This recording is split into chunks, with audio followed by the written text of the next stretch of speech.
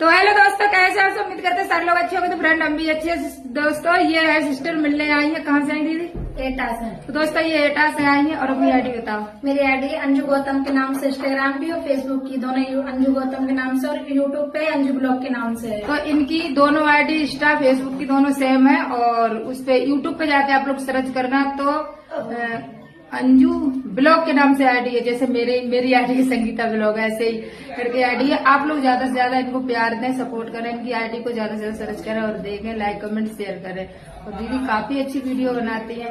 कैसा लगा हमसे मिलके सिस्टर? बहुत अच्छा लगा, बहुत अच्छा आपका स्वभाव भी है, मिलने का भी बहुत अच्छा करा। कोई भी आके मिल सकता है, कोई जाने कहेगा कि जैसे बहुत अच्छे से मिलती है, बात भी बहुत अच्छे से करती है। तो सभी लोग अच्छे, आज जितने भी लोग हमारे पास आते हैं, हमारी आज दिन तक किसी ने बुराई नहीं करी। लोग पता है बुराई करने लायक ही नहीं है तो नहीं, हम हर एक जाएगा। लोग खाने के लिए नहीं है, पर एक गिलास पानी पिला दो तो प्यार से बोलो। हमारी ऑडियंस हमारी जान है।